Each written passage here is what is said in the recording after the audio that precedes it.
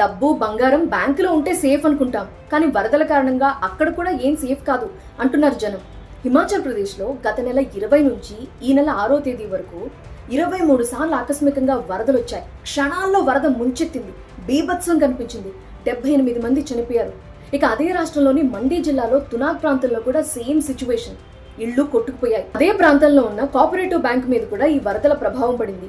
ఆ bank first floor వరకు వరద నీళ్లు ముంచెత్తాయి, శిథిలాలు కొట్టుకొచ్చాయి. ఇప్పుడు చూస్తే ఎక్కడ చూసినా బురద చెత్తా చెదారంతో నిండిపోయింది.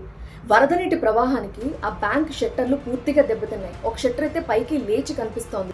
ఆ ఊర్లో ఉన్న ఏకైక బ్యాంక్ అదేనట. రోజు పెద్ద సంఖ్యలోనే లావాదేవీలు, ట్రాన్సాక్షన్స్ జరుగుతాయట. కానీ ఇప్పుడు ఈ వరదల వల్ల వాళ్ళ డబ్బు, బంగారం, డిపాజిట్లు, ఇంకా ఇంటి పత్రాలు అవన్నీ ఏమైపోయాయో అని భయపడుతున్నారు అక్కడున్న జనం. అంతేకాదు ఈ వరదకి కొట్టుకుపోతాయేమో అని, లేదా దోపిడీ కూడా జరగచ్చు అని చెప్పి ఆ గ్రామస్తులే, అక్కడున్న స్థానికులే బ్యాంకుకి కాపలాగాస్తున్నారు.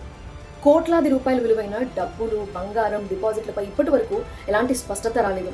ఇప్పటికే వరదల వల్ల నష్టపోయిన ఆ రాష్ట్రానికి ఇంకా వర్షాలు కంటిన్యూ అవుతాయని ఆ రాష్ట్రంలోని 3 జిల్లాలకి రెడ్ అలర్ట్, అలానే 7 జిల్లాలకి ఆరెంజ్ అలర్ట్ కంటిన్యూ చేస్తోంది వాతావరణ శాఖ.